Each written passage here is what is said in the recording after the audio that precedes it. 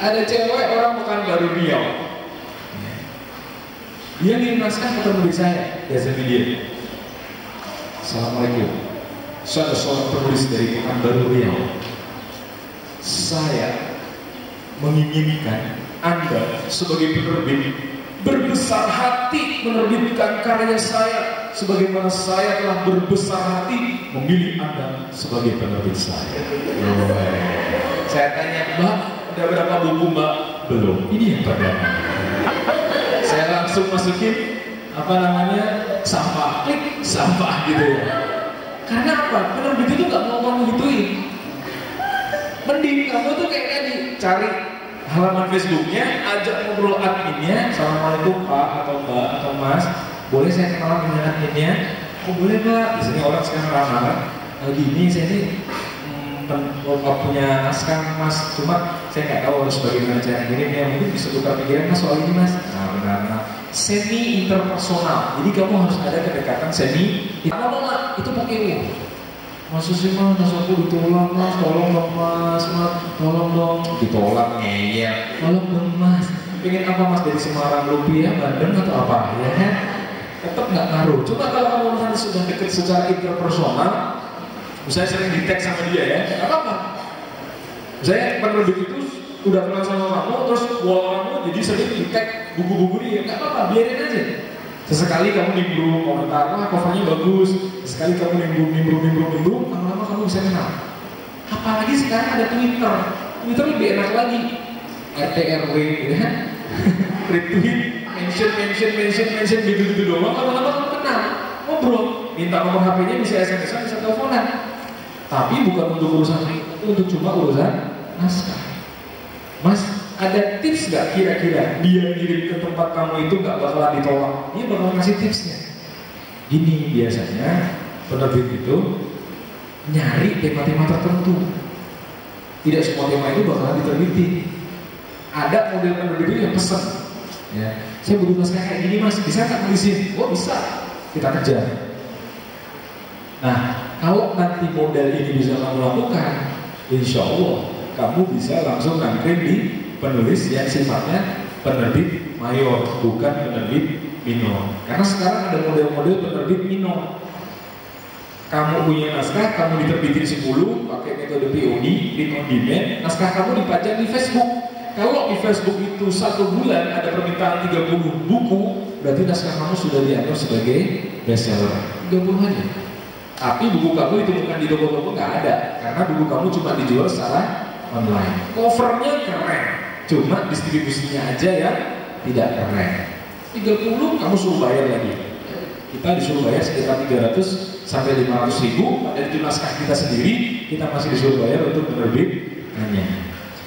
Kedua, dihargai hak cipta dan kepuasan mengetahui bahwa itu karya kita. Senang banget kalau seandainya kita jalan di toko buku terus ada seorang cowok atau cewek megang-megang dulu gitu ya, terus dibaca covernya, dibalik lagi back covernya, terus dilihat harganya, terus ditaruh ya kan. Biasanya kalau udah tahu harganya taruh gitu. Ini bagus videonya, baca belakangnya, ini keren, harganya nggak keren, taruh gitu kan. Kecuali kalau diskon 70% plus 20% ya kan. Wah 70 tambah 10 bisa 60. Ini cuma balik modal doang.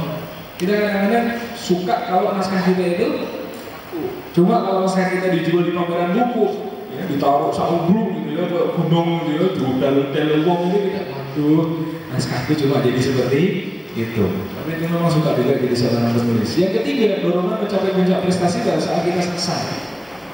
Makanya nanti kita kasih tahu caranya bikin naskah agar selesai itu apa. Karena saya yakin kamu yang cowok, kamu yang cewek, mungkin di laptop kamu itu sudah punya naskah, cuma nggak selesai. Kepalanya doang, tubuhnya nggak ada. Tangannya doang, tapi yang kanan, yang kiri nggak ada. Bahkan beberapa SMA saya datang, hanya ya, saya sudah bikin cerpen, ceritanya tentang cinta segitiga. Terus segitiga sama kaki apa sama sisi? Ya. Akhirnya ini cewek bingung Pak menentukan A atau B sebagai pacarnya. Terus enaknya cewek ini saya apain ya Pak? Saya tabrakin ke kereta atau saya tabrakin ke bis? Tragic ending atau happy ending? Kadang-kadang penulis juga bingung. Ini enaknya tak opok nih. Karena kamu nulis bagaimana seorang yang tahu segala-galanya. Maka dari itu, agar nanti kamu tuntas, biasanya penulis pemula itu godaannya adalah terlalu flooding idea, idenya terlalu banyak, banjir, blabar-blabar untuk background, untuk kuping gitu kan. Setiap kali ketemu baru ide, akhirnya yang depan-depan itu nggak kena. Akhirnya dia cuma banyak folder tapi nggak ada yang jadi. Saya juga gitu, kalau ketemu ide langsung bikin foldernya. Kemarin ketika rame-rame terorisme, wah polisi nempelin di besi-besi ciri-ciri teroris, jenggotnya panjang, celananya cingkrang, pakai peci, jidatnya hitam, istrinya bercadar, jualannya parfum non alkohol sama habatus sauda, madu hutan riba, gitu kan. Kalau menemukan orang seperti ini, hati-hati gitu. Saya kepikiran, kenapa kita nggak bikin buku? Kenapa begini? Kenapa begitu? Buku apa itu? Kalau dulu masuk usia saya pasti tahu, di TV zaman saya kecil dulu ada program kenapa begini, kenapa begitu, kenapa hujan, diterangkan hujan terjadi karena ada air yang keluar, kemudian membentuk awan, kemudian hujan. Kenapa begini, kenapa begitu, kenapa saya pakai jenggot, terangkan, ya kan? Jenggot adalah sunnah Nabi, iya. Semakin panjang, semakin ganteng, kata siapa, ya kan? Kalau jenggot kamu lebat, tapi kepala kamu botak, ya nanti jadi apa, ya kan? Jadi pendekar tanpa bayangan, gitu kan? Kenapa saya pakai jilbab gede? Kenapa saya pakai kaos kaki? Kenapa saya nggak mau salaman sama lawan jenis? Kenapa rumah saya tutup terus? Itu semua harus dijelaskan kepada umat-umat yang awam. Kamu kok tadi salaman gini-gini terus sih? Kamu orang India ya? Oh bukan, saya bukan orang India. Gitu. Salaman gini terus, gitu kan? Orang salaman gini, kamu kok gini terus gitu. Jadi itu semua harus dijelaskan. Dan ternyata ketika saya search daftar pustaka di internet sama di perpustakaan, fenomena jenggot itu menarik sekali. Cewek-cewek Dayak yang notabene orang-orang Kalimantan ya, Kalimantan Tengah, Kalimantan di bagian yang banyak Dayaknya. Itu ketika teman saya dakwah ke sana selama 1 bulan di bulan Ramadan, itu dia menemukan fakta bahwa ternyata cewek Dayak itu lebih suka sama cowok Jawa yang punya jenggot. Karena menurut mereka itu lebih maco. Yang ngomong opah kabeh, wis, ya gitu kan. Kalau cewek-cewek di sini kan jenggotnya cuma 3 helai, itu pun kalau kena angin juga jatuh, jatuh, gitu kan. Angkanya lagi. Terus yang berikutnya, ternyata jenggot itu pernah menjadi sebuah ikon gagalnya Bapak Hidayatul Wahid untuk studi di luar negeri. Dia studi di luar negeri lewat embarkasi, lewat apa namanya, petugas imigrasi, imigrasi. Ditanya, why you have a bird? Kenapa kamu mau melihara jenggot? Oh, I'm so sorry. I have a someone. He is very famous, and I'm very favorite to this person. Who is that? Saya sangat suka sama orang ini dan saya sangat favorit sama orang ini dan dia sangat terkenal. Siapa dia? He is Colonel Sanders. Who is Colonel Sanders? The one who owned the KFC. Orang yang punya KFC. Kalau Anda nggak percaya, coba ke KFC. Pasti ada patungnya Colonel Sanders. Ketawa gini, itu brewoknya banyak Pak. Gitu ya. Jadi saya jenggotannya ikut-ikutan dia. Gitu. Oh gitu, oke silakan jalan. Ya. Itu satu. Kedua ya. Yang ketiga, teman saya itu ikut rekrutmen PLN nasional. Ada lowongan dia ikut. Dia udah screening 1, screening 2, screening 3, screening 4 sampai mau final screening 5 itu cuma tinggal 2 orang. Dia sama temannya. Cowok 2. Yang satu nggak pakai jenggot, teman saya pakai jenggot. Ditanya sama wawancaranya, maaf mas, orangnya jenggot mas ini jenggot modis atau jenggot ideologis? Dia sambil pegang-pegang jenggotnya. Jenggot ideologis Pak. Oh ya sudah, terima kasih. Besoknya dia nggak keterima gara-gara jawaban itu. Nah artinya apa? Ide itu Allah kasih banyak. Cuma persoalannya kamu bakalan follow your idea atau tidak. Kalau saya kamu follow, segera. Andrea Sereva itu penulis buku-buku motivasi. Kalau kamu nggak kenal, nanti coba kamu search di media, banyak sekali bukunya. Itu dia bilang, kalau Anda penulis, pemula pengen penulis, jangan biarkan kantong Anda ini kosong dengan bolpen dan kertas. Kertas apa saja, tidak harus block notes, tidak harus pakai smartphone, tidak harus pakai Android, tidak harus pakai yang ngopes-ngopes itu.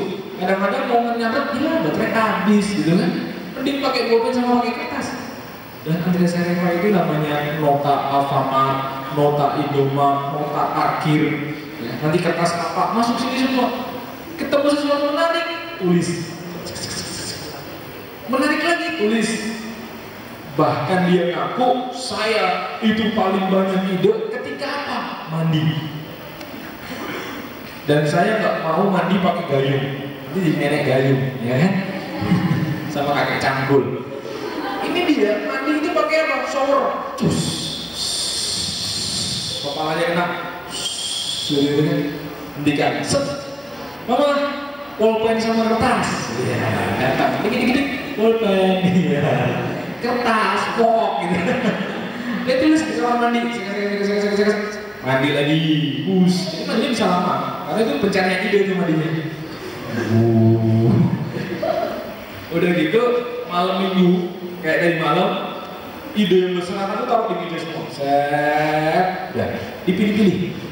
Mana yang bisa jadi ide buku, mana yang bisa cuma jadi ide artikel majalah atau kolom, mana yang cuma bisa jadi ide SMS, mana yang cuma bisa jadi ide Twitter, mana yang cuma bisa jadi ide Facebook. Itu cara finding your idea. Dan itu tidak semua penulis sama. Mudah-mudahan kamu bukan termasuk penulis yang dapat ide ketika sedang jongkok di WC. Karena kalau kamu dapatnya di situ, itu ide dari setan. Karena itu tempat yang kotor. Apalagi kamu jangan sampai dapat ide dari sholat. Allahu Akbar. Judulnya apa ya? Kalau kamu dapatnya dari situ, sholat kamu nggak khusyuk, buku kamu tidak berkah, ya kan? Dapatnya ide itu kalau pas baca, ya kan? Makanya saya sarankan kalau baca itu dua, satu buku serius, satu buku tidak serius, bisa komik, bisa novel. Dan namanya ini tuh gak ada yang original 100% gak ada, pasti dapat inspirasi dari seseorang. Kemarin saya ke Mauspati, SMA Negeri 1 Mauspati, itu ada penulis cewek, dia nulis di Gramedia.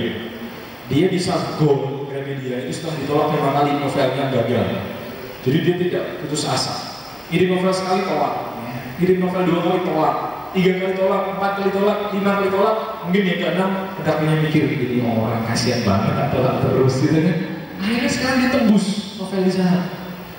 Judulnya itu cuma The Chemistry of Love. Itu cerita tentang guru kimianya dia waktu SMA. Karena dia dendam banget sama gurunya. Waktu SMA dia nggak bisa ngeliat kimia sampai diusir keluar dari kelas. Dan gurunya ini jadi inspirasi dirinya dia. Ceritanya ada seorang cewek benci banget sama kimia, suka sama cowok yang pintar banget secara kimia. Maka gara-gara kimia mereka jatuh cinta. Udah gitu toh, bestseller. Dia sampai tulis 4 novel, ceritanya macam-macam, dan dia bisa mengumrohin keluarganya 4 orang dari nulis bukunya. Cuma sayangnya dia katanya kehidupan itu nomaden, pindah-pindah kos. Jadi usianya sudah hampir 40, dia belum punya suami, belum punya anak. Ya iyalah, suami dia belum punya, apalagi anak, ya kan? Nah cuma memang kadang-kadang kita temukan orang-orang itu eksentrik. Kamu lihat novelnya Kang Habib, Ayat Cinta, kamu seharusnya punya ide menarik.